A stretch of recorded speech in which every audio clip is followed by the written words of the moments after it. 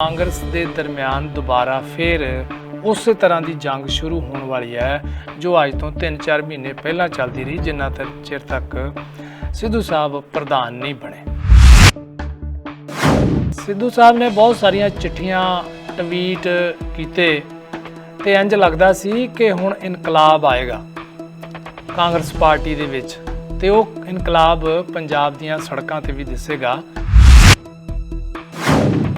ਜਾਣਕਾਰੀ ਮਿਲਣ ਵਾਲੀ ਹੈ, ਕੋਈ ਬਹੁਤ ਵੱਡੀ ਘਟਨਾ ਹੋਣ ਵਾਲੀ ਹੈ, ਕੋਈ ਬਹੁਤ ਕਿਸੇ ਪਾਸੇ ਪੰਜਾਬ ਤੁਰਨ ਵਾਲਾ ਹੈ, ਪਰ ਉਹ ਕਹਿੰਦੇ ਪੱਟਿਆ ਪਹਾੜ, ਖੋਜਿਆ ਪਹਾੜ ਤੇ ਨਿਕਲਿਆ ਚੂਹਾ ਵਾਲੀ ਗੱਲ ਹੈ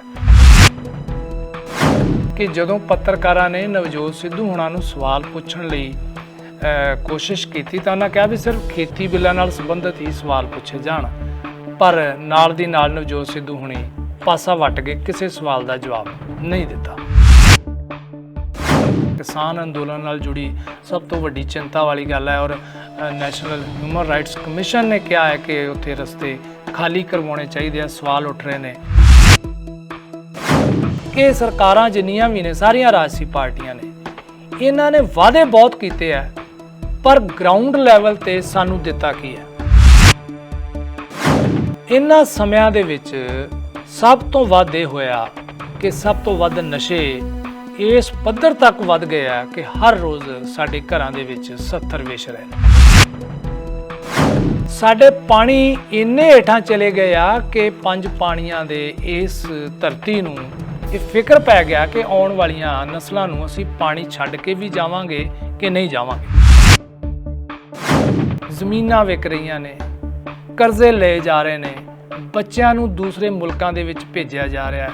ਮਾਲਟਾ ਵਰਗੀਆਂ ਟ੍ਰੈਜਡੀਜ਼ ਅਸੀਂ ਜਿਹੜੀਆਂ ਉਹ ਭੁਗਤ ਚੁੱਕੇ ਹੋਏ ਆ। ਗੁੰਡਾਗਰਦੀ ਦਾ ਰਾਜ ਤੁਸੀਂ ਵੇਖ ਚੁੱਕੇ ਹੋ ਕਿ ਸ਼ਰੇਆਮ ਗੋਲੀਆਂ ਚੱਲਦੀਆਂ ਨੇ, ਕਤਲ ਹੁੰਦੇ ਨੇ, ਲੜਾਈਆਂ ਹੁੰਦੀਆਂ ਨੇ, ਔਰ ਕਿਤੇ ਸੁਣਵਾਈ ਨਹੀਂ ਹੁੰਦੀ।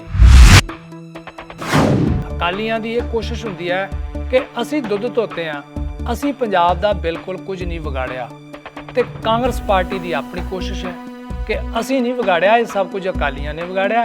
ਅਕਾਲੀ ਕਾਂਗਰਸ ਤੇ, ਕਾਂਗਰਸ ਅਕਾਲੀ ਤੇ। ਇੱਕ ਕੈਪਟਨ ਸਰਕਾਰ ਦੀ ਉੱਤੇ ਵੀ ਸਵਾਲ ਉੱਠਦੇ ਪਏ ਨੇ ਕਿ 4.5 ਸਾਲਾਂ ਦੇ ਵਿੱਚ ਤੁਸੀਂ ਉਹ ਕੰਮ ਨਹੀਂ ਕੀਤੇ ਜਿਨ੍ਹਾਂ ਦੇ ਵਾਅਦੇ ਕੀਤੇ ਸੀ, ਤੇ ਫਿਰ ਲੋਕ ਤੇ ਸਵਾਲ ਕਰਨਗੇ।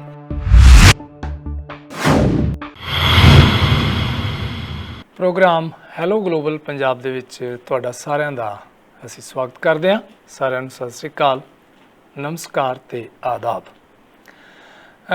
ਬਹੁਤ ਕੁਝ ਰੋਜ਼ ਵਾਪਰ ਰਿਹਾ ਹੈ ਕਿਉਂਕਿ ਚੋਣਾਂ ਨੇੜੇ ਆ ਰਹੀਆਂ ਨੇ, ਤੇ ਆਪਣੇ ਆਪਣੇ ਢੰਗ ਦੇ ਨਾਲ ਸਾਰੀਆਂ ਪਾਰਟੀਆਂ, ਸਾਰੇ ਉਮੀਦਵਾਰ ਇਸ ਕੋਸ਼ਿਸ਼ ਦੇ ਵਿੱਚ ਹੈ ਕਿ ਕਿਸੇ ਢੰਗ ਨਾਲ ਇਹ ਮੇਲਾ ਲੁੱਟਿਆ ਜਾਵੇ।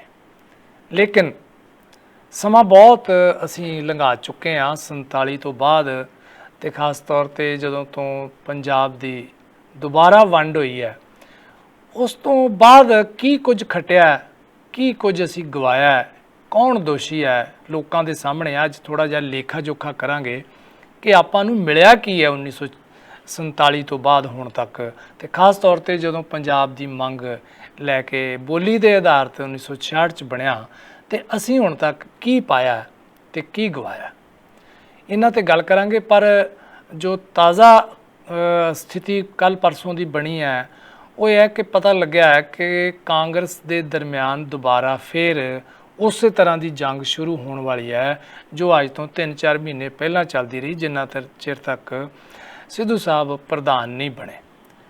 ਸਿੱਧੂ ਸਾਹਿਬ ਨੇ ਬਹੁਤ ਸਾਰੀਆਂ ਚਿੱਠੀਆਂ ਟਵੀਟ ਕੀਤੇ ਤੇ ਇੰਜ ਲੱਗਦਾ ਸੀ ਕਿ ਹੁਣ ਇਨਕਲਾਬ ਆਏਗਾ ਕਾਂਗਰਸ ਪਾਰਟੀ ਦੇ ਵਿੱਚ, ਤੇ ਉਹ ਇਨਕਲਾਬ ਪੰਜਾਬ ਦੀਆਂ ਸੜਕਾਂ ਤੇ ਵੀ ਦਿਸੇਗਾ।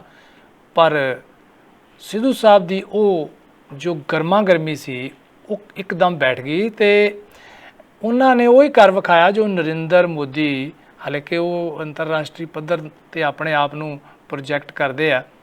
ਨਰਿੰਦਰ ਮੋਦੀ ਹੋਣਾ ਨੇ 2014 ਤੋਂ ਲੈ ਕੇ ਹੁਣ ਤੱਕ ਮੀਡੀਆ ਦੇ ਨਾਲ ਕੋਈ ਸਿੱਧੀ ਗੱਲਬਾਤ ਨਹੀਂ ਜਿਹੜੀ ਕੀਤੀ। ਇਸੇ ਤਰ੍ਹਾਂ ਜਦੋਂ ਲੀਡਰ ਅੱਗੇ ਵਧਦੇ ਨੇ ਤਾਂ ਲੋਕ ਸਵਾਲ ਕਰਦੇ ਨੇ, ਪੱਤਰਕਾਰ ਜੋ ਹੈ ਉਹ ਲੋਕਾਂ ਦੇ ਪ੍ਰਤੀਨਿਧੀ ਹੁੰਦੇ ਨੇ। ਤੇ ਕੱਲ ਨਵਜੋਤ ਸਿੱਧੂ ਹੋਣਾ ਨੇ ਇੱਕ ਪ੍ਰੈਸ ਕਾਨਫਰੰਸ ਦਾ ਸੱਦਾ ਦਿੱਤਾ, ਤੇ ਇੰਜ ਲੱਗ ਰਿਹਾ ਸੀ ਉਸ ਸੱਦੇ ਤੋਂ ਕਿ ਕੋਈ ਬਹੁਤ ਵੱਡੀ ਜਾਣਕਾਰੀ ਮਿਲਣ ਵਾਲੀ ਹੈ, ਕੋਈ ਬਹੁਤ ਵੱਡੀ ਘਟਨਾ ਹੋਣ ਵਾਲੀ ਹੈ, ਕੋਈ ਬਹੁਤ ਕਿਸੇ ਪਾਸੇ ਪੰਜਾਬ ਤੁਰਨ ਵਾਲਾ ਹੈ, ਪਰ ਉਹ ਕਹਿੰਦੇ ਪਟਿਆ ਪਹਾੜ ਖੋਜਿਆ ਪਹਾੜ ਤੇ ਨਿਕਲਿਆ ਚੂਹਾ ਵਾਲੀ ਗੱਲ ਹੈ। ਉਹ ਪੁਰਾਣੀਆਂ ਗੱਲਾਂ ਉਸ ਪ੍ਰੈਸ ਕਾਨਫਰੰਸ ਦੇ ਵਿੱਚ ਰਹੀਆਂ, ਦੋਸ਼ਬਾਜ਼ੀ ਇੱਕ ਦੂਜੇ ਤੇ ਰਹੀ। ਪਰ ਉਸ ਪ੍ਰੈਸ ਕਾਨਫਰੰਸ ਦੀ ਖਾਸੀਅਤ ਇਹ ਰਹੀ ਕਿ ਜਦੋਂ ਪੱਤਰਕਾਰਾਂ ਨੇ ਨਵਜੋਤ ਸਿੱਧੂ ਹੁਣਾਂ ਨੂੰ ਸਵਾਲ ਪੁੱਛਣ ਲਈ ਕੋਸ਼ਿਸ਼ ਕੀਤੀ ਤਾਂ ਉਹਨਾਂ ਕਿਹਾ ਵੀ ਸਿਰਫ ਖੇਤੀ ਬਿੱਲਾਂ ਨਾਲ ਸੰਬੰਧਿਤ ਹੀ ਸਵਾਲ ਪੁੱਛੇ ਜਾਣ, ਪਰ ਨਾਲ ਦੀ ਨਾਲ ਨਵਜੋਤ ਸਿੱਧੂ ਹੁਣੀ ਪਾਸਾ ਵੱਟ ਗਏ, ਕਿਸੇ ਸਵਾਲ ਦਾ ਜਵਾਬ ਨਹੀਂ ਦਿੱਤਾ।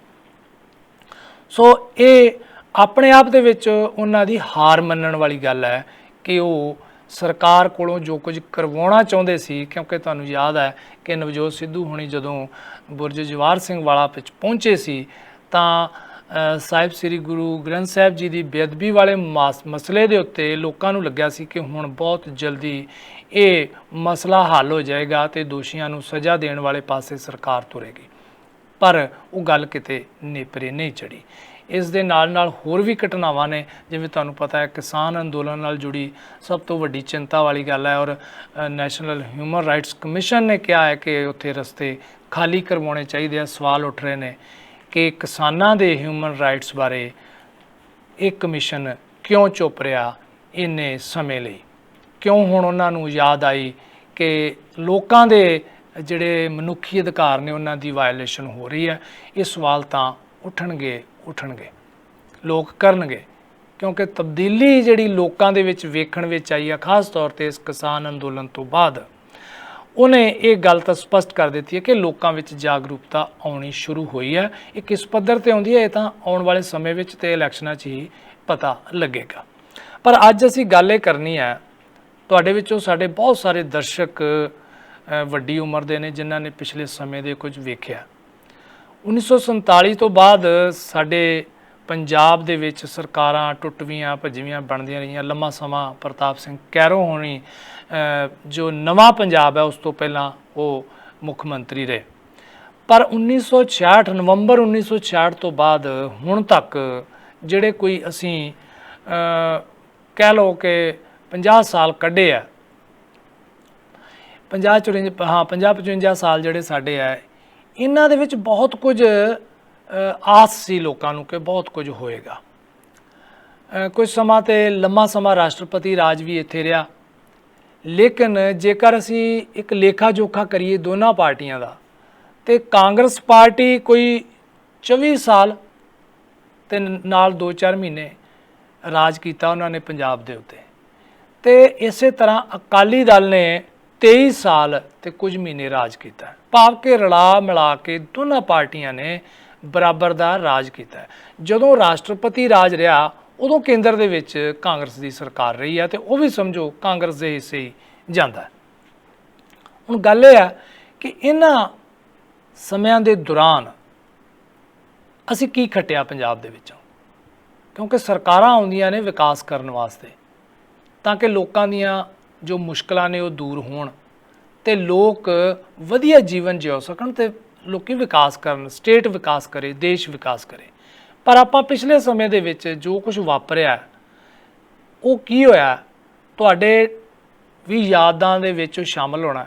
ਪਰ ਇੱਥੇ ਕੁਝ ਗੱਲ ਕਰਨੀ ਇੱਥੇ ਬਣਦੀ ਹੈ ਕਿ ਸਰਕਾਰਾਂ ਜਿੰਨੀਆਂ ਵੀ ਨੇ, ਸਾਰੀਆਂ ਰਾਜਸੀ ਪਾਰਟੀਆਂ ਨੇ, ਇਹਨਾਂ ਨੇ ਵਾਅਦੇ ਬਹੁਤ ਕੀਤੇ ਹੈ, ਪਰ ਗਰਾਊਂਡ ਲੈਵਲ ਤੇ ਸਾਨੂੰ ਦਿੱਤਾ ਕੀ ਹੈ। ਦੇਖੋ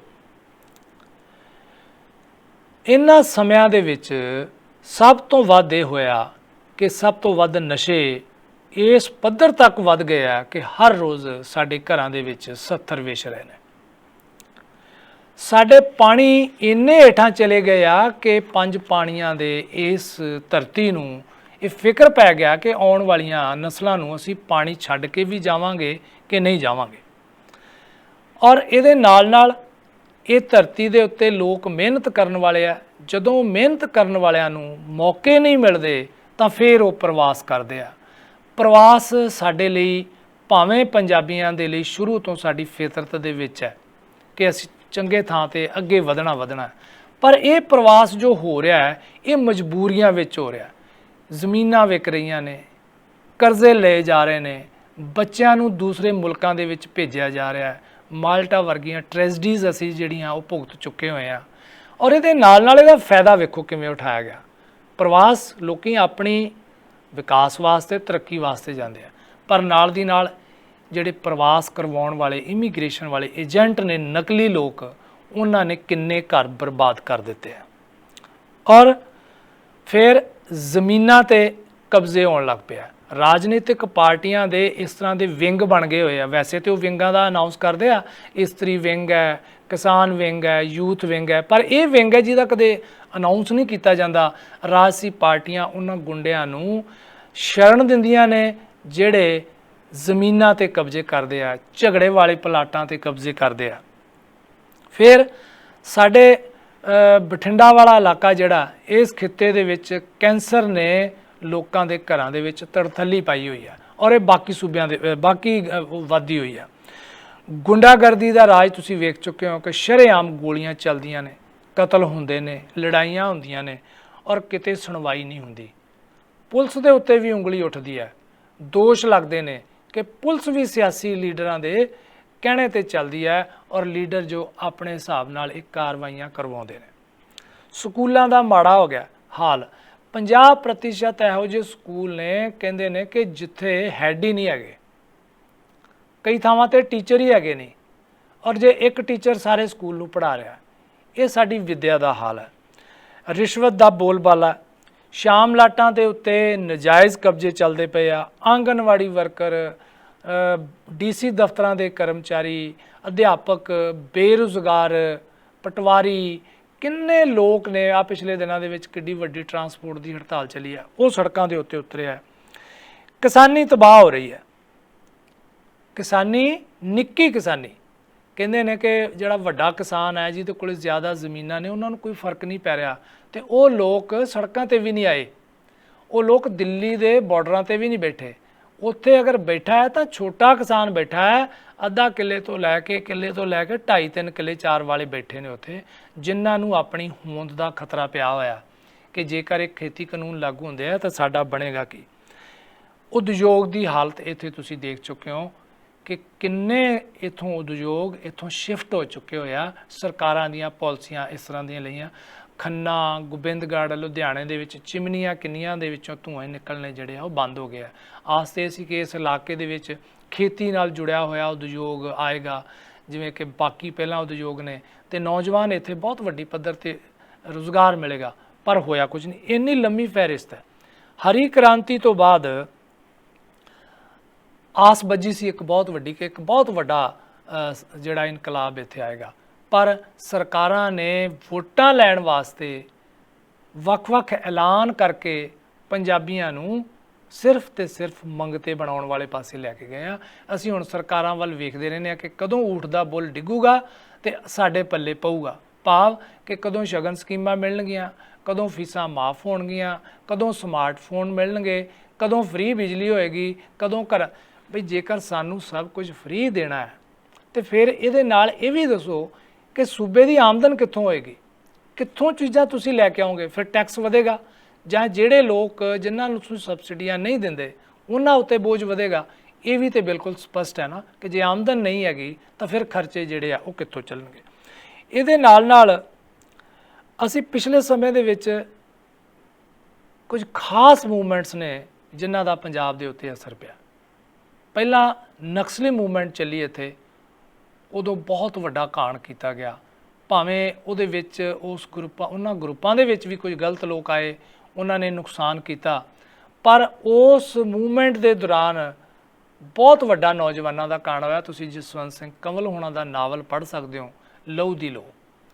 ਇਸ ਤੋਂ ਬਾਅਦ ਖਾੜਕੂਵਾਦ ਆਇਆ, ਉਹਦੇ ਵਿੱਚ ਕਿੰਨੇ ਲੋਕ ਬੇਗੁਨਾਹ ਮਾਰੇ ਗਏ। ਫਿਰ ਬਲੂ ਸਟਾਰ ਹੋਇਆ, ਫਿਰ ਦਿੱਲੀ ਦੇ ਵਿੱਚ ਨਸਲਕੁਸ਼ੀ ਹੋਈ, ਫਿਰ ਬਲੈਕ ਥੰਡਰ ਹੋਇਆ, ਤੇ ਉਸ ਤੋਂ ਜਦੋਂ ਨਿਕਲਿਆ ਪੰਜਾਬ ਤੇ ਫਿਰ ਇੱਕ ਅੰਦਰੂਨੀ ਰੂਪ ਵਿੱਚ, ਖੁਫੀਆ ਰੂਪ ਦੇ ਵਿੱਚ ਪੰਜਾਬ ਨੂੰ ਮਾਰਨਾ ਸ਼ੁਰੂ ਕੀਤਾ ਨਸ਼ਿਆਂ ਨੇ।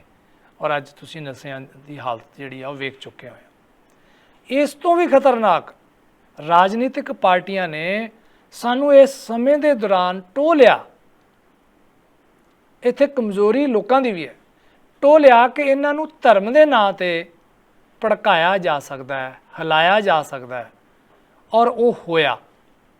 ਔਰ ਉਸ ਦੀਆਂ ਕੋਸ਼ਿਸ਼ਾਂ ਹੁਣ ਵੀ ਜਾਰੀ ਨੇ ਕਿ ਕਿਸੇ ਢੰਗ ਨਾਲ ਲੋਕਾਂ ਨੂੰ ਧਰਮ ਦੇ ਨਾਂ ਦੇ ਉੱਤੇ, ਸੰਵੇਦਨਸ਼ੀਲ ਮਸਲੇ ਦੇ ਉੱਤੇ ਹਿਲਾ ਕੇ, ਇਹਨਾਂ ਨੂੰ ਭੜਕਾ ਕੇ ਵੋਟਾਂ ਲਈਆਂ ਜਾਣ ਤੇ ਫਿਰ ਚੁੱਪ ਕਰ ਜਾਇਆ ਜਾਵੇ। ਇਹ ਸਾਡੀ ਪ੍ਰਾਪਤੀ ਰਹੀ ਹੈ ਇਹਨਾਂ ਰਾਜਨੀਤਿਕ ਪਾਰਟੀਆਂ ਦੀ ਪਿਛਲੇ 1966 ਤੋਂ ਲੈ ਕੇ ਹੁਣ ਤੱਕ ਦੀ। ਕਿ ਇਹਨਾਂ ਨੂੰ ਕੀ ਇਹ ਪਾਰਟੀਆਂ ਕਦੇ ਜਵਾਬ ਦੇਣਗੀਆਂ? ਇੱਕ ਗੱਲ, ਇਹ ਪਾਰਟੀਆਂ ਜਦੋਂ ਵੀ ਪ੍ਰੈਸ ਕਾਨਫਰੰਸ ਕਰਦੀਆਂ ਨੇ, ਆਪਣੀਆਂ ਰੈਲੀਆਂ ਕਰਦੀਆਂ ਨੇ, ਕੋਈ ਪਾਰਟੀ ਇਹਨਾਂ ਸਥਿਤੀਆਂ ਦੀ ਜ਼ਿੰਮੇਵਾਰੀ ਲੈਣ ਨੂੰ ਨਾ ਕਾਂਗਰਸ ਤਿਆਰ ਹੈ, ਨਾ ਅਕਾਲੀ ਪਾਰਟੀ ਤਿਆਰ ਹੈ। ਬਈ ਫਿਰ ਇਸ ਪੰਜਾਬ ਦੀ ਇਹ ਜੋ ਸਥਿਤੀ ਹੋਈ ਹੈ, ਇਹਦੇ ਲਈ ਜ਼ਿੰਮੇਵਾਰ ਕੌਣ ਹੈ? ਕੌਣ ਹੈ ਇਹਦੇ ਲਈ ਜ਼ਿੰਮੇਵਾਰ? ਜੇਕਰ ਤੁਸੀਂ ਨਹੀਂ, ਇੱਕ ਦੂਜੇ ਉੱਤੇ ਦੂਸ਼ਣਬਾਜ਼ੀ ਲੱਗਦੀ ਹੈ ਔਰ ਉਸ ਦੇ ਦਰਮਿਆਨ ਇਹ ਕੋਸ਼ਿਸ਼ ਕੀਤੀ ਜਾਂਦੀ ਹੈ, ਅਕਾਲੀਆਂ ਦੀ ਇਹ ਕੋਸ਼ਿਸ਼ ਹੁੰਦੀ ਹੈ ਕਿ ਅਸੀਂ ਦੁੱਧ ਧੋਤੇ ਹਾਂ, ਅਸੀਂ ਪੰਜਾਬ ਦਾ ਬਿਲਕੁਲ ਕੁਝ ਨਹੀਂ ਵਿਗਾੜਿਆ, ਤੇ ਕਾਂਗਰਸ ਪਾਰਟੀ ਦੀ ਆਪਣੀ ਕੋਸ਼ਿਸ਼ ਹੈ ਕਿ ਅਸੀਂ ਨਹੀਂ ਵਿਗਾੜਿਆ, ਇਹ ਸਭ ਕੁਝ ਅਕਾਲੀਆਂ ਨੇ ਵਿਗਾੜਿਆ। ਅਕਾਲੀ ਕਾਂਗਰਸ ਤੇ, ਕਾਂਗਰਸ ਅਕਾਲੀ ਤੇ ਇੱਕ ਦੂਜੇ ਤੇ ਦੂਸ਼ਣਬਾਜ਼ੀ ਲਾ ਕੇ ਅਖਬਾਰਾਂ ਦੀਆਂ ਸੁਰਖੀਆਂ ਬਟੋਰੀਆਂ ਜਾਂਦੀਆਂ ਨੇ, ਤਾੜੀਆਂ ਵਜਵਾਈਆਂ ਜਾਂਦੀਆਂ ਨੇ, ਬੱਲੇ ਬੱਲੇ ਕੀਤੀ ਜਾਂਦੀ ਹੈ, ਰੈਲੀਆਂ ਕੀਤੀਆਂ ਜਾਂਦੀਆਂ ਨੇ, ਸਰਕਾਰਾਂ ਬਣਾ ਕੇ ਫਿਰ ਚੁੱਪ ਕਰ ਜਾਇਆ ਜਾਂਦਾ। ਇਹੀ ਹਾਲ ਹੈ ਇਸ ਵਕਤ ਵਰਤਮਾਨ ਕੈਪਟਨ ਸਰਕਾਰ ਦੇ ਉੱਤੇ ਵੀ ਸਵਾਲ ਉੱਠਦੇ ਪਏ ਨੇ ਕਿ 4.5 ਸਾਲਾਂ ਦੇ ਵਿੱਚ ਤੁਸੀਂ ਉਹ ਕੰਮ ਨਹੀਂ ਕੀਤੇ ਜਿਨ੍ਹਾਂ ਦੇ ਵਾਅਦੇ ਕੀਤੇ ਸੀ, ਤੇ ਫਿਰ ਲੋਕ ਤੇ ਸਵਾਲ ਕਰਨਗੇ, ਮੀਡੀਆ ਤੇ ਸਵਾਲ ਕਰੇਗਾ, ਤੇ ਫਿਰ ਜਦੋਂ ਸਵਾਲ ਹੋਏਗਾ ਤੇ ਫਿਰ ਸਿੱਧੂ ਸਾਹਿਬ ਤੇ ਪ੍ਰੈਸ ਕਾਨਫਰੰਸ ਛੱਡ ਕੇ ਜਿਹੜੀ ਆ ਉਹ ਭੱਜਣਗੇ ਹੀ ਭੱਜਣਗੇ। ਸੋ ਗੱਲ ਆਪਾਂ ਜਾਰੀ ਰੱਖਦੇ ਹਾਂ। ਸਾਡੇ ਨਾਲ ਸਾਡੇ ਦਰਸ਼ਕ ਵੀ ਆਪਣੀ ਗੱਲ ਸਾਂਝੀ ਕਰਨੀ ਚਾਹੁੰਦੇ ਆ, ਆਓ ਉਹਨਾਂ ਤੋਂ ਗੱਲ ਸੁਣਦੇ ਹਾਂ, ਕਿਉਂਕਿ ਬਹੁਤ ਸਾਰੇ ਦਰਸ਼ਕ ਸਾਡੇ ਐਕਸਪੀਰੀਅੰਸ ਨੇ, ਵੱਡੀ ਉਮਰ ਵਾਲੇ ਨੇ, ਉਹਨਾਂ ਨੇ ਬਹੁਤ ਕੁਝ ਵੇਖਿਆ, ਕੁਝ ਨਾ ਕੁਝ ਗੱਲਾਂ ਉਹ ਵੀ ਸਾਡੇ ਨਾਲ ਸਾਂਝੀਆਂ ਕਰਨਗੀਆਂ। ਹੈਲੋ ਹੈਲੋ, ਸਤਿ ਸ੍ਰੀ ਅਕਾਲ ਜੀ। ਸਤਿ ਸ੍ਰੀ ਅਕਾਲ ਜੀ। ਮੈਂ ਸਾਹਿਬ ਆਵਾਜ਼ ਆਉਂਦੀ ਹੈ, ਮੈਂ ਕਰਾਂਗਾ ਤੇ ਹਾਂਜੀ ਹਾਂਜੀ, ਤੁਹਾਡੀ ਆਵਾਜ਼ ਆ ਰਹੀ ਹੈ, ਗੱਲ ਕਰੋ ਜੀ। ਚਲੋ ਸ਼ੁਕਰ ਹੈ ਆਵਾਜ਼ ਆਉਂਦੀ ਤੇ ਜੀ। ਪਹਿਲੀ ਗੱਲ ਮੈਂ ਇਹ ਕਰੂੰਗਾ, ਕਿਸੇ ਰੋਂਦੂ ਬੱਚੇ ਨੂੰ ਹੋਸ਼ ਨਹੀਂ ਆਉਂਦੀ ਜੀ। ਮੇਰੀ ਉਮਰ 75 ਸਾਲ ਦੀ ਹੋ ਗਈ ਆ ਜੀ। ਪੰਜਾਬ ਰੋਂਦਾ ਹੀ ਰਿਹਾ, ਪੰਜਾਬੀ ਸੂਬੇ ਰੋਂਦਾ ਰਿਹਾ, ਕਦੀ ਫਿਰ SYL ਨੂੰ ਰੋਂਦਾ ਰਿਹਾ, ਫਿਰ ਉਹ ਵੱਖਰਾ ਹੋ ਗਿਆ ਤੇ ਪੰਜਾਬੀ ਭਾਸ਼ੀ ਇਲਾਕੇ ਸਾਨੂੰ ਦੇ ਦਿਓ, ਉਹਦੇ ਬਾਰੇ ਰੋਂਦਾ ਰਿਹਾ, ਫਿਰ ਵੱਖਰਾ ਦੇਸ਼ ਬਣਾ ਦਿਓ। ਜਿਹੜਾ ਰੋਂਦਾ ਹੀ ਰਹਿੰਦਾ ਮੇਰੀ ਅੰਤਰਮਾਤਮਾ ਦੀ ਆਵਾਜ਼ ਆ, ਪੰਜਾਬ ਸਿੱਖ ਮੈਜੋਰਟੀ ਏਰੀਆ, ਕਸ਼ਮੀਰ ਮੁਸਲਿਮ ਮੈਜੋਰਟੀ ਏਰੀਆ, ਇੱਥੇ ਕਦੀ ਤਰੱਕੀ ਨਹੀਂ ਹੋ ਸਕਦੀ, ਬਾਕੀ ਸਾਰੇ ਹਿੰਦੁਸਤਾਨ 'ਚ ਤਰੱਕੀ ਹੋਊਗੀ। ਨੰਬਰ 1। ਨੰਬਰ 2, ਕਿਉਂਕਿ ਇਹਨਾਂ ਨੂੰ ਆਦਤ ਹੈ ਰੋਣ ਦੀ। ਜੀ। ਦੂਜਾ, ਫਿਰ ਖੇਤੀ ਕਰਾਉਂਦਾ, ਸਪੂਨ ਫੀਡਿੰਗ ਜ਼ਿਮੀਂਦਾਰ ਚਾਹੁੰਦੇ, spoon feeding. Modi spoon feeding ਦੇਣੀ ਨਹੀਂ ਚਾਹੁੰਦਾ। ਜੀ। ਠੀਕ ਹੈ, ਮਸਲਾ ਇੱਥੋਂ ਜਿਹਾ। ਰਾਜੇਵਾਲ ਨੂੰ ਮੈਂ ਸਿੱਧਾ ਸਵਾਲ ਕਰਦਾ, ਉਹ ਡੇਰਿਆਂ 'ਚ ਆ ਕੇ ਵੇਖੋ ਅਨਰਥ ਹੋਣ ਡਿਆ, ਸਾਰੀ ਬਿਜਲੀ ਰੇਟ ਦੀ ਲੈ ਕੇ ਮੁਫਤ ਦੀ ਤੇ ਘਰਾਂ ਦੇ ਵਿੱਚ ਬਾਈ ਜਾ ਰਹੀ ਡੇਰਿਆਂ ਦੇ ਉੱਤੇ। ਜੀ। ਮੈਂ ਖੁਦ ਇਹਨਾਂ ਦੋਵਾਂ ਅੱਖਾਂ ਨਾਲ ਦੇਖਿਆ ਜਾ ਕੇ। ਜੀ। ਅੱਛਾ, ਕਿਸੇ ਨੂੰ ਉਹ ਸਾਰਾ ਬੋਝ ਸ਼ਹਿਰੀ ਲੋਕਾਂ ਦੇ ਪੈਣ ਡਿਆ, ਬੇਜ਼ਮੀਨੇ ਲੋਕਾਂ ਦੇ ਪੈਣ ਡਿਆ। ਇਹ ਰਾਜੇਵਾਲ ਨੂੰ ਸੰਗ ਆਉਣੀ ਚਾਹੀਦੀ ਆ, ਆਪਣੇ ਗਰੇਵਾਨ ਦੇ ਵਿੱਚ ਚੱਕ ਕੇ ਡੇਰਿਆਂ ਦਾ ਦੌਰਾ ਕਰੇ। ਉਹ ਉੱਥੇ ਦੇ 2-2 ਹਜ਼ਾਰ ਬੀਜ ਦਾ ਬਿੱਲ ਆਉਂਦੇ ਆ, ਜਿਹੜੇ ਜੱਟ ਪਿੰਡਾਂ ਚਾਹੀਦੇ ਆ ਉਹਨਾਂ ਦਾ 10-10 ਹਜ਼ਾਰ ਮਹੀਨੇ ਦਾ ਬਿੱਲ ਆਉਂਦੇ ਆ।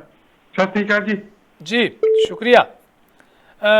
ਬਿਲਕੁਲ ਤੁਹਾਡੀ ਗੱਲ ਹੈ ਕਿ ਸਪੂਨ ਫੀਡਿੰਗ ਤਾਂ ਤੁਸੀਂ ਜਿਹੜੀ ਗੱਲ ਕੀਤੀ ਹੈ ਨਾ, ਕਿਸਾਨ ਨਹੀਂ ਸਪੂਨ ਫੀਡਿੰਗ ਚਾਹੁੰਦੇ ਹੈਗੇ, ਕਿਸਾਨ ਚਾਹੁੰਦੇ ਆ ਕਿ ਸਹੂਲਤਾਂ ਦੇ ਦਿਓ। ਕਿਸਾਨਾਂ ਨੇ ਕਦੇ ਵੀ ਫ੍ਰੀ ਬਿਜਲੀ ਨਹੀਂ ਸੀ ਮੰਗੀ, ਕਿਸਾਨਾਂ ਨੇ ਕਿਹਾ ਸੀ ਸਾਨੂੰ 24 ਘੰਟੇ ਬਿਜਲੀ ਦਿਓ। ਇਹ ਤਾਂ ਵੋਟਾਂ ਲੈਣ ਵਾਸਤੇ ਉਦੋਂ ਸਰਦਾਰ ਪ੍ਰਕਾਸ਼ ਸਿੰਘ ਬਾਦਲ ਹੋਣਾ ਨੇ ਅਨਾਉਂਸ ਕੀਤਾ ਕਿ ਫ੍ਰੀ ਬਿਜਲੀ ਦਿੱਤੀ ਜਾਵਾਂਗੇ, ਔਰ ਜਿਸ ਨੂੰ ਬਾਅਦ ਦੇ ਵਿੱਚ ਕੋਈ ਸਰਕਾਰ ਬੰਦ ਨਹੀਂ ਕਰ ਸਕੀ। ਕਿਸਾਨ ਨਹੀਂ ਮੰਗਦੇ, ਕਿਸਾਨ ਕਹਿੰਦੇ ਆ ਸਾਨੂੰ ਸਹੂਲਤਾਂ ਦਿਓ, ਸਾਨੂੰ ਨਹਿਰੀ ਪਾਣੀ ਦੇ ਦਿਓ, ਲਗਾਤਾਰ ਸਾਨੂੰ ਪਾਣੀ ਦਿਓ, ਲਗਾਤਾਰ ਸਾਨੂੰ ਤੁਸੀਂ ਬਿਜਲੀ ਦਿਓ, ਸਾਨੂੰ ਖਾਦ ਦਿਓ ਸਸਤੀ, ਸਬਸਿਡੀਆਂ ਤੁਸੀਂ ਕਿਹਨੂੰ ਦਿੰਦੇ ਹੋ? ਸਬਸਿਡੀ ਤਾਂ ਕਿਸਾਨ ਕੋਲੇ ਆਉਂਦੀ ਨਹੀਂ, ਸਬਸਿਡੀਆਂ ਤਾਂ ਫੈਕਟਰੀਆਂ ਵਾਲਿਆਂ ਕੋਲੇ ਚਲੀਆਂ ਜਾਂਦੀਆਂ ਨੇ। ਇਸ ਕਰਕੇ ਸਿੱਧਾ ਨੁਕਸਾਨ ਜੋ ਹੈ ਉਹ ਕਿਸਾਨ ਦਾ ਹੋ ਰਿਹਾ, ਕਿਉਂਕਿ ਮਹਿੰਗਾਈ ਵੱਧ ਰਹੀ ਹੈ। ਹੈਲੋ, ਵਾਹਿਗੁਰੂ ਜੀ। ਹਾਂਜੀ ਸੇਖੋ ਸਾਹਿਬ ਜੀ, ਆਇਆਂ ਨੂੰ ਕੀ ਕਹੋਗੇ ਜੀ? ਵਡੈਲ ਸਾਹਿਬ ਜੀ, ਵਡੈਲ ਸਾਹਿਬ ਜੀ, ਤੁਹਾਨੂੰ ਜੀ ਆਇਆਂ ਨੂੰ ਤੇ ਸਰੋਤਿਆਂ ਨੂੰ ਤੇ ਤੁਹਾਨੂੰ ਵਾਹਿਗੁਰੂ ਜੀ ਦਾ ਖਾਲਸਾ, ਵਾਹਿਗੁਰੂ ਜੀ ਕੀ ਫਤਿਹ ਜੀ। ਨਿਤ ਵਾਂਗ ਮੈਂ ਫਿਰ ਉਹੀ ਗੱਲ ਕਰਨੀ ਬਣਦੀ ਸਾਡੀ ਵੀ ਸਾਹਿਬ ਸ੍ਰੀ ਗੁਰੂ ਗ੍ਰੰਥ ਸਾਹਿਬ ਜੀ ਦੇ ਜਿਹੜੇ ਇਹ ਹੋਇਆ ਸੀ ਸਾਰਾ ਇਹ ਬੇਅਦਬੀ ਹੋਈ ਸੀ ਜਾਂ ਉਹ ਸਿੰਘ ਗੁਰੂਆਂ ਨੂੰ ਸ਼ਹੀਦ ਕੀਤਾ ਗਿਆ, ਉਹਨਾਂ ਬਾਰੇ ਬਿਲਕੁਲ ਨਹੀਂ। ਅੱਜ ਹੁਣ ਜਿਹੜਾ ਸਿੱਧੂ ਆਇਆ ਸੀ ਉਹਨੇ ਇੱਕ ਵੇਲੇ ਬਾਦਲਾਂ ਦੇ ਮਗਰ ਕਿਉਂ ਜਾਂਦੇ ਆ, ਉਹਨਾਂ ਨੇ ਆਹ ਕਰਤਾ, ਉਹਨਾਂ ਨੇ ਆਹ ਕਰਤਾ, ਮਤਲਬ ਉਹ ਗੱਲ ਨੂੰ ਛੱਡੀ ਜਾਂਦੇ ਆ। ਮੈਂ ਅਸੀਂ ਬੇਨਤੀ ਕਰਦੇ ਹਾਂ ਖਾਸ ਕਰਕੇ ਸਰਕਾਰ ਕਮੇਟੀ ਕੈਨੇਡਾ ਵੱਲੋਂ ਤੇ ਕੈਨੇਡਾ ਦੇ ਪ੍ਰਵਾਸੀਆਂ ਵੱਲੋਂ ਵੀ ਇਹਨੂੰ ਵੀ ਮਸਲੇ ਨੂੰ ਵੀ ਰੱਖਣ, ਨੇੜੇ ਲਿਆਉਣ ਗੱਲ ਦਾ, ਤਾਂ ਕਿ ਸਾਰਿਆਂ ਨੂੰ ਸਕੂਨ ਮਿਲੇ। ਜਦੋਂ ਇਹ ਮਸਲਾ ਸਭ ਤੋਂ ਵੱਡਾ ਹੈ, ਗੁਰੂ ਦੇ ਨਾਲ ਜੁੜਿਆ ਸਾਡੇ ਨਾਲ, ਇਹ ਹੋਊਗਾ ਹੱਲ ਤਾਂ ਦੂਜੇ ਹੱਲ ਆਪੇ ਹੋ ਜਾਣੇ। ਮੈਂ ਕੱਲ ਵੀ ਕਿਹਾ ਪਹਿਲੇ ਸੁਣਦਾ ਕੋਈ ਨਹੀਂ ਗੱਲ, ਇਸ ਕਰਕੇ ਇਹਨਾਂ ਨੂੰ ਜਿਹੜੀ ਤੁਸੀਂ ਗੱਲ ਕਰਦੇ ਆ ਇਹ ਸਾਡਾ ਪੰਜਾਬ ਦੇ ਕੀ ਘਾਟਾ ਪੈ ਰਿਹਾ, ਇਹਦੀ ਤਾਂ ਗਿਣਤੀ ਕੋਈ ਨਹੀਂ। ਵਡੈਲ ਸਾਹਿਬ ਮੇਰੇ ਖਿਆਲ ਨਾਲ ਵੀ ਸਾਡੀ 67 ਸਾਲ ਦੀ ਉਮਰ ਹੈ, ਹਰੇਕ ਸਾਲ ਕੋਈ ਨਾ ਕੋਈ ਸਾਡੇ ਪੰਜਾਬ ਨੂੰ ਕੋਈ ਨਾ ਕੋਈ ਘਾਟਾ ਪੈਂਦਾ ਗੱਲ ਦਾ, ਕੋਈ ਨਾ ਕੋਈ ਉਹਨੂੰ ਸਹਿਣਾ ਪੈਂਦਾ। ਸਹਿ ਕੇ ਵਿਚਾਰਾ ਨਾ 2 ਦਿਨ 4 ਦਿਨ 10 ਦਿਨ ਬੋਲ ਕੇ ਹਟ ਜਾਂਦਾ। ਹੁਣ ਮੋਰਚਾ ਲੱਗਾ। ਹੁਣ ਤੁਸੀਂ ਜਿਵੇਂ ਗੱਲ ਕਰਦੇ ਆ ਜਿਹੜੇ ਵੱਡੇ ਲੈਣ ਲਾਰਡ ਆ, ਇਹਨਾਂ ਨੂੰ ਬੇਨਤੀ ਕਰਦੇ ਹੱਥ ਬੰਨ੍ਹ ਕੇ ਵੀ ਇਹ ਕੋਈ ਇਕੱਲਿਆਂ ਦੇ 4-5 ਕਿੱਲਿਆਂ ਦੀ ਨਹੀਂ ਗੱਲ, ਜੇ ਲੱਗ ਗਿਆ ਨਾ ਇਹ ਸਾਰਿਆਂ ਦਾ ਸ਼ਿਕਾਇਤ ਪਊਗਾ, ਤੁਹਾਡਾ ਵੀ ਨਾਲ ਹੀ ਪਊਗਾ, ਤੇ ਫਿਰ ਤੁਸੀਂ ਰੋਣਾ, ਫਿਰ ਤੁਸੀਂ ਕਹਿਣਾ ਸਾਡੇ ਨਾਲ ਆਓ, ਨਿੱਕਿਆਂ ਨੇ ਫਿਰ ਆਉਣਾ ਨਹੀਂ, ਨਿੱਕਿਆਂ ਨੇ ਕਹਿਣਾ ਏਦਾਂ ਹੁਣ ਜਿਹੜਾ ਕੁਝ ਹੋ ਗਿਆ ਸਾਡੇ ਨਾਲ, ਤੁਸੀਂ ਹੁਣ ਚੱਲੋ। ਧੰਨਵਾਦ ਜੀ, ਸ਼ੁਕਰੀਆ। ਸਭ ਤੋਂ ਕਿਉਂਕਿ ਕਿਸਾਨੀ ਸਾਡਾ ਸਭ ਤੋਂ ਵੱਡਾ ਕਿੱਤਾ ਇਸ ਇਲਾਕੇ ਦਾ ਹੈ, ਔਰ ਕਿਸਾਨੀ ਦੇ ਵਿੱਚ ਦੇਖੋ ਹਰ ਰੋਜ਼ ਸੁਸਾਈਡ ਜਿਹੜੇ ਆ ਉਹ ਕਿਸਾਨ ਕਰਦੇ ਪਏ ਆ। ਇਹਦੇ ਲਈ ਜ਼ਿੰਮੇਵਾਰ ਸਰਕਾਰਾਂ ਨੇ। ਤੁਸੀਂ ਸਾਰਾ ਕੁਝ ਲੋਕਾਂ ਤੇ ਸੁੱਟ ਦੇਣਾ, ਕਿਉਂਕਿ ਪਾਲਿਸੀਆਂ ਤੁਹਾਡੇ ਹੱਥ ਨੇ, ਰਿਸੋਰਸਿਸ ਤੁਹਾਡੇ ਕੋਲੇ ਨੇ, ਅੱਗੇ ਕੰਮ ਤੁਸੀਂ ਕਰਨਾ ਹੈ, ਸਰਕਾਰੀ ਮਸ਼ੀਨਰੀ ਤੁਹਾਡੇ ਕੋਲੇ ਹੈ, ਵੱਖ-ਵੱਖ ਮਹਿਕਮਿਆਂ ਦਾ, ਜਿਹੜੇ ਮਹਿਕਮੇ ਖੇਤੀਬਾੜੀ ਨਾਲ ਜੁੜੇ ਹੋਏ ਆ, ਜਰਾ ਉਹਨਾਂ ਦਾ ਪਿਛਲੇ 50 ਸਾਲਾਂ ਦਾ ਆਡਿਟ ਕਰਕੇ ਵੇਖੋ ਕਿ ਉਹਨਾਂ ਨੇ ਤੁਹਾਨੂੰ ਕੀ ਦਿੱਤਾ ਹੈ, ਕਿੱਥੇ ਗਲਤੀਆਂ ਹੋਈਆਂ ਨੇ, ਕਿਹੜੀਆਂ ਗੱਲਾਂ ਤੁਹਾਡੇ ਸਾਹਮਣੇ ਨਹੀਂ ਆਈਆਂ ਹੈਗੀਆਂ। ਅਗਰ ਕਿਸਾਨੀ ਦੀ ਅੱਜ ਇਹ ਹਾਲਤ ਹੋਈ ਆ ਤਾਂ ਇਹਦੇ ਪਿੱਛੇ ਮਹਿਕਮਿਆਂ ਦੀ ਜ਼ਿੰਮੇਵਾਰੀ ਬਹੁਤ ਵੱਡੀ ਬਣਦੀ ਹੈ, ਸਰਕਾਰਾਂ ਦੀ ਤੇ ਬਣਦੀ ਹੈ। ਮਹਿਕਮਿਆਂ ਦਾ ਵੀ ਇਸ ਪੱਖੋਂ ਆਡਿਟ ਹੋਣਾ ਚਾਹੀਦਾ ਕਿ ਮਹਿਕਮਿਆਂ ਨੇ ਕਿੱਥੇ ਕੀ ਕੁਝ ਕੀਤਾ। ਹੈਲੋ, ਹਾਂਜੀ ਬੜਾ ਸਾਹਿਬ, ਸਤਿ ਸ੍ਰੀ ਅਕਾਲ। ਸਤਿ ਸ੍ਰੀ ਅਕਾਲ ਜੀ, ਸਤਿ ਸ੍ਰੀ ਅਕਾਲ, ਕੀ ਹਾਲ ਹੈ? ਹਾਂਜੀ ਠੀਕ ਆ, ਆਪਣਾ ਹੋਰ ਠੀਕ ਠਾਕ ਹੋ? ਬੜੀ ਦੇਰ ਬਾਅਦ ਤੁਹਾਡਾ ਫੋਨ ਆਇਆ। ਹਾਂਜੀ ਬਸ ਤੁਸੀਂ ਮੈਂ ਕਿਹਾ ਚਲੋ ਬੰਦੇ ਨਵੇਂ ਹੋਰ ਬੰਦੇ ਵੀ ਕਾਲ ਕਰਨਾ, ਚਲੋ ਅਸੀਂ ਤਾਂ ਹੁਣ ਬਥੇਰੀ ਕੀਤੀ ਕਾਲ, ਤੇ ਬਾਕੀ ਥੋੜਾ ਬਿਜੀ ਰਹੀਦਾ। ਬੜਾ ਸਾਹਿਬ, ਪਹਿਲੀ ਗੱਲ ਜਿਹੜੀ ਤੁਸੀਂ ਕੀਤੀ ਹੈ ਨਾ ਪੰਜਾਬ ਛੋਟੇ ਵਾਲੀ, ਕਿਉਂਕਿ ਮੈਨੂੰ ਯਾਦ ਆ ਕਿ ਜਦੋਂ ਮਤਲਬ ਪ੍ਰਤਾਪ ਸਿੰਘ ਕੈਰੋਂ 1965 ਚ ਉਹਨਾਂ ਦੀ ਡੈਥ ਹੋਈ ਹੈ ਨਾ, ਉਹਨਾਂ ਨੂੰ ਮਤਲਬ ਨਾਲ ਕਤਲ ਹੋਇਆ ਕੀਤਾ ਗਿਆ ਜੀ। ਉਸ ਤੋਂ ਪਹਿਲਾਂ ਉਹ ਨਹੀਂ ਚਾਹੁੰਦੇ ਕਿ ਪੰਜਾਬ ਛੋਟਾ ਹੋਵੇ। ਜਿਸ ਵਕਤ ਮੈਂ ਕਿਉਂਕਿ ਸਾਡੇ ਇੱਕ ਬਹੁਤ ਖਾਸ ਐਮਐਲਏ ਸਾਡੇ ਪਰਿਵਾਰ ਦੇ ਰਹੇ ਨੇ, ਜਿਨ੍ਹਾਂ ਦਾ ਉਹਨਾਂ ਨਾਲ ਬਹੁਤ ਨੇੜਤਾ ਰਹੀ ਆ, ਉਹ ਬਿਲਕੁਲ ਛੋਟੇ ਪੰਜਾਬ ਦੇ ਹੱਕ ਵਿੱਚ ਨਹੀਂ ਸੀ। ਜਿਹੜਾ ਛੋਟਾ ਪੰਜਾਬ ਬਣਾਇਆ ਵਾ, ਇਹਦੇ ਵਿੱਚ ਬਿਲਕੁਲ ਕਾਲੀਏ ਜਿਹੜੇ ਹੈਗੇ ਨੇ ਉਹ ਜ਼ਿੰਮੇਵਾਰ ਨੇ, ਕਿਉਂਕਿ ਕਾਲੀਏ ਚਾਹੁੰਦੇ ਸੀ ਵੀ ਉਹਨਾਂ ਕੁ ਪੰਜਾਬ ਬਣੇ ਜਿੱਥੇ ਸਾਡੀ ਜਿਹੜੀ ਸਰਕਾਰ ਵਾ ਉਹ ਸੌਖੀ ਬਣ ਜਾਵੇ। ਇਸ ਕਰਕੇ ਜਿਹੜਾ ਛੋਟਾ ਪੰਜਾਬ ਬਣਿਆ ਵਾ ਉਹਦੇ ਜ਼ਿੰਮੇਵਾਰ ਜ਼ਿਆਦਾ ਕਾਲੀਏ ਨੇ। ਬਾਕੀ ਦੂਸਰੀ ਗੱਲ ਇਹ ਸੀ ਕਿ ਜਿਹੜੇ ਪ੍ਰਤਾਪ ਸਿੰਘ ਕੈਰੋਂ ਅਗਰ 2-4 ਸਾਲ ਹੋਰ ਨਾ ਮਰਦੇ, ਨਾ ਉਹਨਾਂ ਦਾ ਕਤਲ ਹੁੰਦਾ, ਤਾਂ ਮੈਂ ਸਮਝਦਾ ਕਿ ਸ਼ਾਇਦ ਪੰਜਾਬ ਹੀ ਛੋਟਾ ਨਾ ਬਣਦਾ। ਕਿਉਂਕਿ 1964 ਵਿੱਚ ਪਹਿਲਾਂ ਜਦੋਂ ਉਹਨਾਂ ਦਾ ਮਤਲਬ ਜਵਾਹਰ ਲਾਲ ਨਹਿਰੂ ਮਰ ਗਏ ਤੇ ਬਾਅਦ ਚ ਉਹਨਾਂ ਦੀ 1965 ਵਿੱਚ ਇਹਨਾਂ ਦੀ ਮੌਤ ਹੋ ਗਈ, ਔਰ ਇਹਨਾਂ ਦੋਵਾਂ ਦਾ ਆਪੋ ਵਿੱਚ ਬਹੁਤ ਹੀ ਪਿਆਰ ਸੀ, ਮਤਲਬ ਨਹਿਰੂ ਜੀ ਦਾ ਤੇ ਔਰ ਪ੍ਰਤਾਪ ਸਿੰਘ ਕੈਰੋਂ ਦਾ। ਅਗਰ ਇਹ ਦੋਵੇਂ ਜੀਂਦੇ ਰਹੇ 5-7 ਸਾਲ ਤੇ ਸ਼ਾਇਦ ਪੰਜਾਬ ਦਾ ਇੰਨਾ ਹਾਲ ਛੋਟਾ ਨਾ ਹੁੰਦਾ ਮਤਲਬ ਜਿੰਨਾ ਹੁਣ ਹੋਇਆ ਹੈ। ਤੇ ਉਸ ਤੋਂ ਬਾਅਦ ਜਿਹੜੀ ਤੁਸੀਂ ਗੱਲ ਕੀਤੀ ਆ ਨਸਲਵਾੜੇ ਦੀ, ਨਸਲਵਾੜ ਜਿਹੜਾ ਉਦੋਂ ਵੀ ਜਿਹੜਾ ਕਤਲ ਹੋਏ ਨੇ ਉਹ ਮਤਲਬ ਆਪਣੇ ਪ੍ਰਕਾਸ਼ ਸਿੰਘ ਬਾਦਲ ਦੀ ਸਰਕਾਰ ਵੇਲੇ ਹੋਇਆ ਜ਼ਿਆਦਾ, ਕਿਉਂਕਿ ਮੈਨੂੰ ਚੰਗੀ ਤੋਂ ਹੋਸ਼ ਆ, ਅਸੀਂ ਜਦੋਂ ਕਾਲਜ ਪੜ੍ਹਦੇ ਸੀ ਉਦੋਂ ਜੋ ਨਸਲਵਾੜ ਦੀ ਜਦੋਂ ਮੂਵਮੈਂਟ ਜਦੋਂ ਚੱਲੀ ਆ, ਉਦੋਂ ਵੀ ਮਤਲਬ ਬਾਦਲ ਸਾਹਿਬ ਦਾ ਰਾਜ ਸੀ, ਔਰ ਜ਼ਿਆਦਾ ਕਤਲੇਆਮ ਇਹਨਾਂ ਨੇ ਕਰਵਾਇਆ।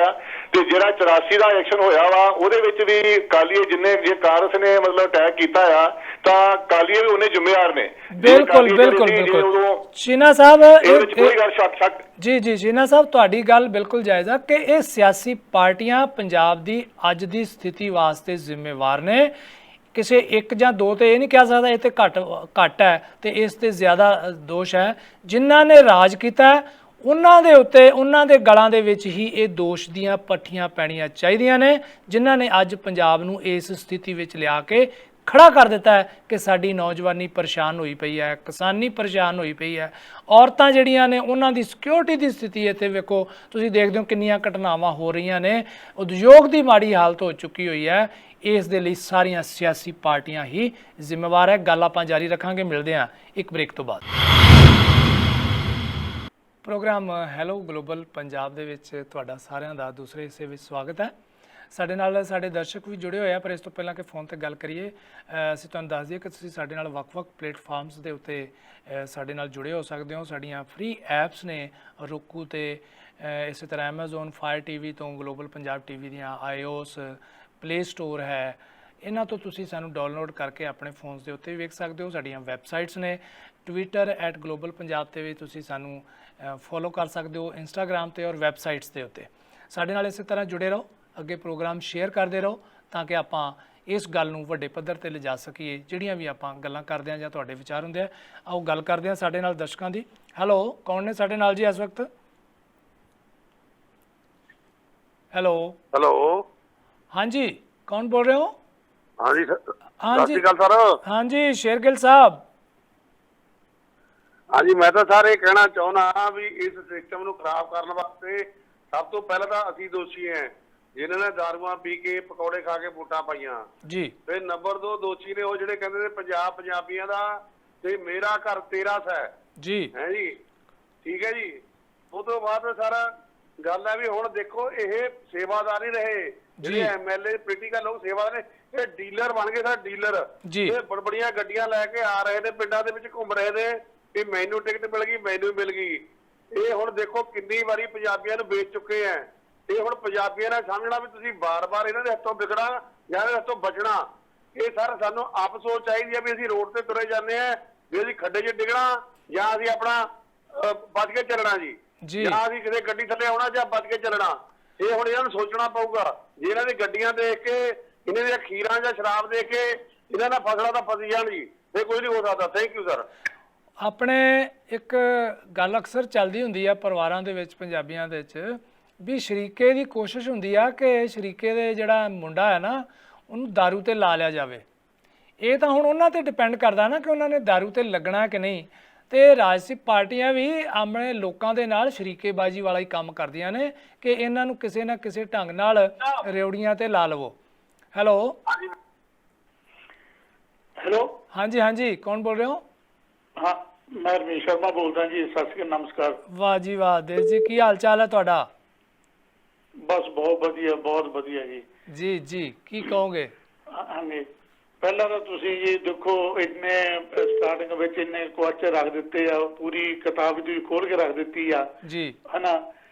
ਉਹ ਹੈ ਹੀ ਬਹੁਤ ਜ਼ਿਆਦਾ। ਉਹਨਾਂ ਲਈ ਮੈਂ ਤੁਹਾਨੂੰ ਸ਼ਾਰਟਕਟ ਗੱਲਾਂ ਦੱਸ ਦਿੰਦਾ ਜੀ। ਜੀ, ਸਭ ਤੋਂ ਵੱਡੀ ਗੱਲ ਦੇਖੋ ਜੀ, ਪਹਿਲਾਂ ਦੀ ਗੱਲ ਜੀ, ਕਿੰਨਾ ਬਹੁਤ ਵਧੀਆ ਮੌਕਾ ਹੁਣ ਮਿਲਿਆ ਆ 70-75 ਸਾਲ ਤੋਂ ਬਾਅਦ ਜੀ।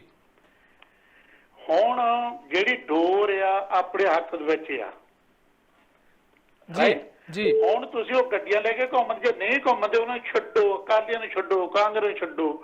ਹੁਣ ਇਹ ਮੇਰੀ ਗੱਲ ਸੁਣੋ, ਜਿਹੜੀ ਆਪਣੀ ਰੋਜ਼ ਟੌਪਿਕ ਹੈ ਜੀ, ਗੱਲ ਕਰਨ ਦੀ ਲੋੜ ਹੀ ਨਹੀਂ ਹੈਗੀ ਜੀ। ਹਾਂਜੀ ਹਾਂਜੀ। ਹੁਣ ਤਾਂ ਮੇਰੇ ਕੋਲ ਤੁਹਾਡੇ ਹੁਣ ਆਪਣੇ ਕੋਲ ਡੋਰ ਆ ਰਾਈਟ। ਹੁਣ ਸਾਡੇ ਕੋਲ ਬਹੁਤ ਵੱਡੀ ਚੀਜ਼ ਆ, ਜੇ ਇਹ ਮੌਕਾ ਗਵਾਉਣਾ ਆ ਰਾਈਟ। ਹੁਣ ਮੈਂ ਤੁਹਾਨੂੰ ਗੱਲ ਦੱਸਦਾ ਜੀ, ਆਮ ਪਾਰਟੀ ਦੀ ਗੱਲ ਦੱਸਦਾ। ਚਲੋ ਜੋ ਕਾਂਗਰਸ ਨੇ ਖੇ ਘੋੜੀ ਇਹਨੀ ਮਿਲ ਕੇ ਚੱਲੇ ਆ, ਅਕਾਲੀਆਂ ਨੇ ਘੋੜੀ ਆ ਜੀ ਜੀ, ਹਨਾ ਜੀ ਜੀ। ਹੁਣ ਮੈਂ ਤੁਹਾਨੂੰ ਵੱਡੀ ਗੱਲ ਦੱਸਦਾ, ਹੁਣ ਆਮ ਪਾਰਟੀ ਤੁਹਾਨੂੰ ਦੱਸ ਦਿੰਦਾ ਜੀ ਗੱਲ ਜੀ। ਤੁਹਾਡੀ ਇੱਕ ਸਲਾਹ ਜਿਹੜਾ ਕੇਜਰੀਵਾਲ ਆ, ਇਹ ਤੁਹਾਡੀ ਜੋ ਸਲਾਹ ਪੰਜਾਬ ਦਾ ਭਲਾ ਮੰਗਦਾ ਹੈ ਜੀ। ਜੇ ਪੰਜਾਬ ਦਾ ਭਲਾ ਮੰਗਦਾ ਹੁੰਦਾ ਜਿਸ ਬੰਦੇ ਨੇ ਏਡਾ ਵੱਡਾ ਕੰਮ ਕੀਤਾ ਭਗਵੰਤ ਮਾਨ ਨੇ, ਹਜੇ ਤੱਕ ਜਿਹੜੀ ਉਹਦੀ ਪਹੁੰਚ ਕਰਕੇ ਇਹਨੇ ਕੀ ਕੀਤਾ। ਅੱਗੇ ਤਾਂ ਕਹਿੰਦੇ ਸੀ ਨਾ ਜੀ ਜਿਹੜਾ ਸੁੱਚਾ ਸਿੰਘ ਆਇਆ ਜੀ, ਦੂਜਾ ਛੋਟਾਪੁਰਾ ਆਇਆ, ਗਾਂਧੀ ਜੀ ਆਏ, ਫਲਾਨਾ ਆਇਆ, ਜੋ ਵੀ ਆਏ ਵੀ ਭਗਵੰਤ ਮਾਨ ਨੇ ਬਾਹਰ ਕੱਢੇ ਆਪਣੀ ਕੁਰਸੀ ਲਈ, ਰਾਈਟ। ਜੇ ਕੱਢੇ ਆ, ਹੁਣ ਭਗਵੰਤ ਮਾਨ ਨੇ ਜਿਹਨੂੰ ਇਸ ਪਾਰਟੀ ਨੂੰ ਪੰਜਾਬ ਦੇ ਵਿੱਚ ਬਰਕਰਾਰ ਰੱਖਿਆ ਭਗਵੰਤ ਮਾਨ ਨੇ, ਰਾਈਟ। ਅੱਜ ਉਹਨੂੰ ਵੀ ਕੱਢਣ ਤੋਂ ਤੁਲਿਆ ਆ। ਉਹਦਾ ਮਤਲਬ ਇਹ ਆ ਬਾਕੀ ਸਟੇਟ ਦੇ ਵਿੱਚ ਇਹ ਜੋ ਲਾ ਰਿਹਾ, ਕਿਉਂਕਿ ਇਹ ਰਿਹਾਣੇ ਦਾ ਬੰਦਾ ਰਹਿਣ ਵਾਲਾ ਹੈ, ਰਿਹਾਨ ਵੀ ਆ। ਮੈਂ ਤੁਹਾਨੂੰ ਲਿਖ ਕੇ ਦਿੰਦਾ ਪੰਜਾਬ ਦਾ ਭਲਾ ਨਹੀਂ, ਇਹ ਮੇਰੀ ਭੁਗਤ ਆ। ਜੇ ਇਹਨੂੰ ਹੋਵੇ ਕਿਉਂ ਨਹੀਂ ਡਿਕਲੇਅਰ ਕਰਦਾ, ਮੇਰੀ ਗੱਲ ਸੁਣ ਪਹਿਲਾਂ, ਪੰਜਾਬ ਦੇ ਵਿੱਚ ਚੀਫ ਮਿਨਿਸਟਰ ਲਈ ਹੱਕ ਬਣਦਾ ਭਗਵੰਤ ਮਾਨ ਦਾ। ਗੱਲ ਇਹ ਆ ਦੇਸਰਾਜ ਜੀ ਕਿ ਜੇਕਰ ਕਿਉਂਕਿ ਸਾਰੀਆਂ ਪਾਰਟੀਆਂ ਨੂੰ ਤੁਸੀਂ ਵੇਖ ਚੁੱਕੇ ਹੋਏ ਹੋ, ਫਿਰ ਲੋਕੀ ਵੋਟ ਕਿਹਨੂੰ ਪਾਉਣਗੇ? ਗੱਲ ਤੇ ਇਹ ਹੈਗੀ ਆ ਬਹੁਤ ਵੱਡੀ। ਲੋਕ ਪੁੱਛਦੇ ਆ ਕਿ ਤੁਸੀਂ ਕਹਿ ਦਿੰਦੇ ਹੋ ਅਸੀਂ ਤੇ ਸਲਾਹ ਨਹੀਂ ਦੇਣੀ, ਅਸੀਂ ਤਾਂ ਇਹ ਦੱਸਦੇ ਆ ਕਿ ਲੀਡਰ ਸਾਰੀਆਂ ਪਾਰਟੀਆਂ 'ਚ ਚੰਗੇ ਹੋਣਗੇ। ਇਹ ਨਹੀਂ ਕਹਿ ਸਕਦੇ ਚੰਗੇ ਨਹੀਂ ਹੈਗੇ, ਇੱਕ ਤੂੰ ਵਾਢਿਓ ਤਾਂ ਨਹੀਂ ਆਪਾਂ ਇਨਕਾਰ ਕਰ ਸਕਦੇ।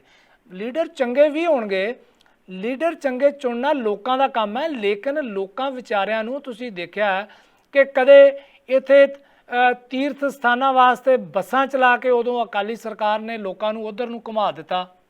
ਫਿਰ ਕੈਪਟਨ ਸਰਕਾਰ ਆਈ, ਉਹਨਾਂ ਨੇ ਵਿਕਾਸ ਯਾਤਰਾ ਸ਼ੁਰੂ ਕਰ ਲਈ।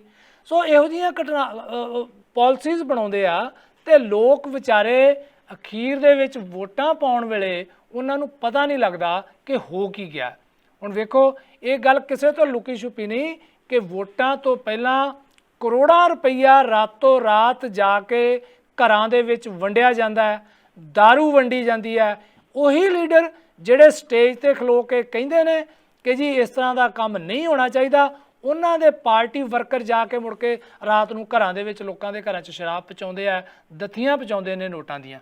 ਇਹ ਬੜੀ ਵੱਡੀ ਤਰਾਸਦੀ ਹੈ ਲੋਕਾਂ ਵਾਸਤੇ ਕਿ ਲੋਕ ਕਿਉਂ ਨਹੀਂ, ਲੋਕਾਂ ਨੂੰ ਇਹ ਲੋਕੀ ਉਲਝਾ ਲੈਂਦੇ ਨੇ, ਡੇਰਿਆਂ 'ਚ ਉਲਝਾ ਲੈਂਦੇ ਨੇ, ਆਪਣੇ ਆਪਣੇ ਧਰਮਾਂ 'ਚ ਉਲਝਾ ਲੈਂਦੇ ਨੇ, ਲਾਲਚ ਦੇ ਕੇ ਉਲਝਾ ਲੈਂਦੇ ਨੇ। ਔਰ ਉਸ ਵਕਤ ਗਰੀਬ ਲੋਕ ਜਿਹੜੇ ਲੋਕ ਨੇ ਜਿਨ੍ਹਾਂ ਦੀ ਵੋਟ ਬਹੁਤ ਕਾਊਂਟ ਕਰਦੀ ਹੈ, ਉਹ ਲੋਕੀ ਪਰੇਸ਼ਾਨ ਹੋ ਜਾਂਦੇ ਆ ਬਾਅਦ ਦੇ ਵਿੱਚ।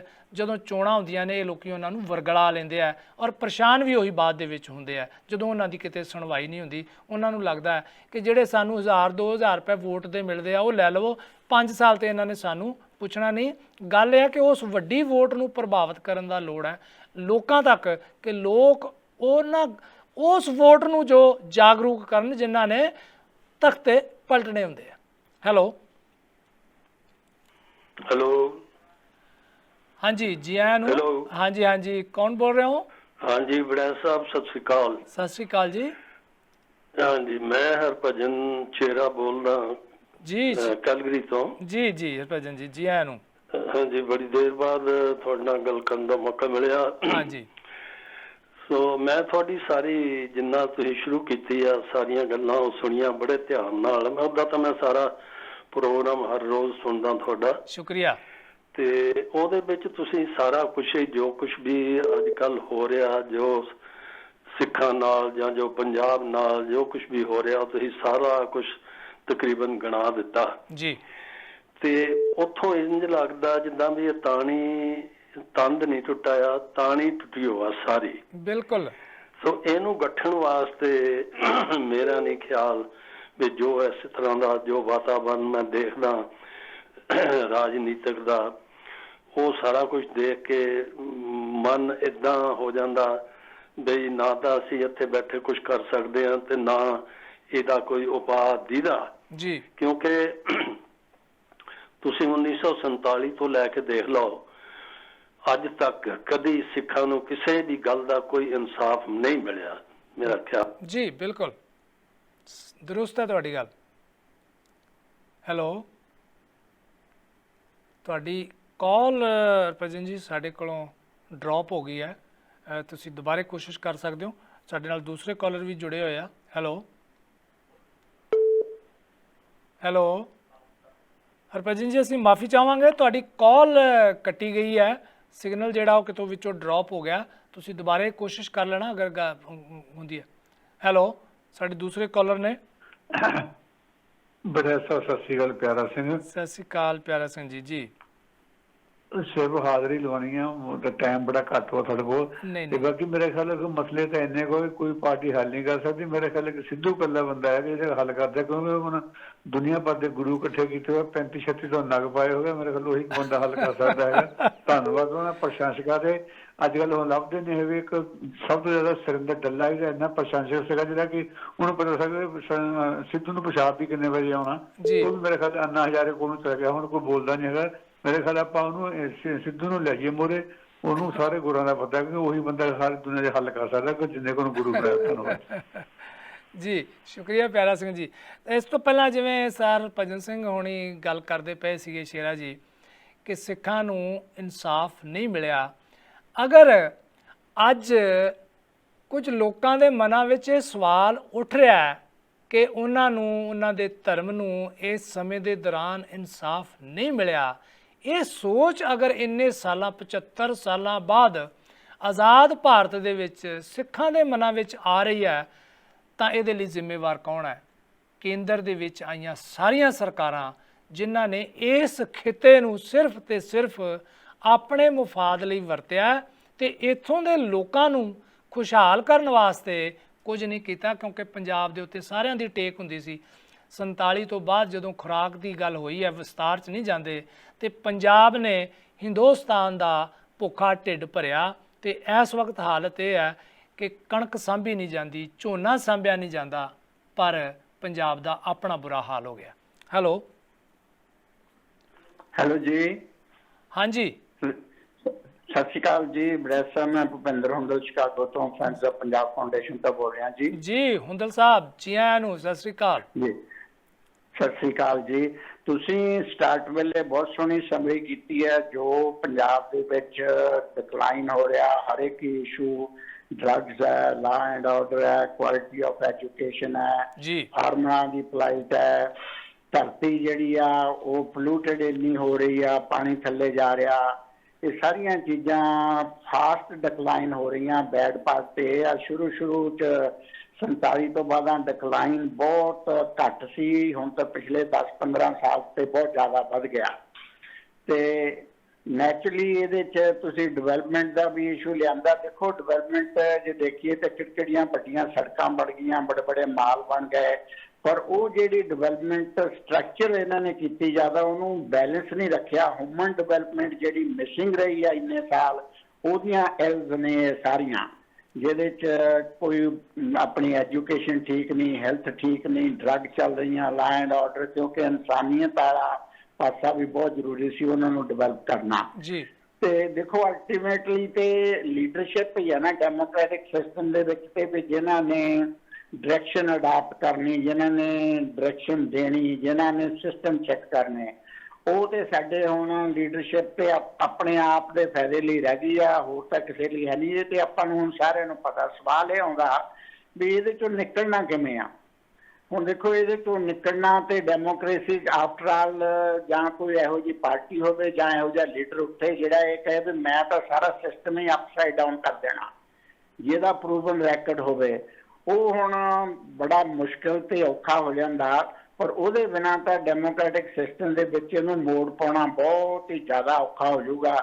ਪਰ ਇਕੁਅਲੀ ਨਾਲ ਅਸੀਂ ਤੇ ਅਪੀਲ ਕਰਦੇ ਹਾਂ ਵੀ ਜਿੰਨਾ ਐਜ਼ ਇੰਡੀਵਿਜੂਅਲ ਤੌਰ ਤੇ ਕੋਈ ਨਾ ਕੋਈ ਆਪਣੇ ਖਾਸ ਕਰਕੇ ਰੂਰਲ ਏਰੀਆ ਦਾ ਹੱਥ ਫੜ ਸਕਦਾ, ਬੜਾ ਟੈਲੈਂਟ ਐਗਜ਼ਿਸਟ ਕਰਦਾ ਜੀ ਪਿੰਡਾਂ ਦੇ ਵਿੱਚ ਵੀ, ਤੇ ਅਸੀਂ ਆਪ ਪ੍ਰੈਕਟੀਕਲ ਦੇਖਿਆ। ਬਿਲਕੁਲ ਬਿਲਕੁਲ। ਸੋ ਇਹੋ ਮੇਰੇ ਕਮੈਂਟ ਹੈ ਜੀ।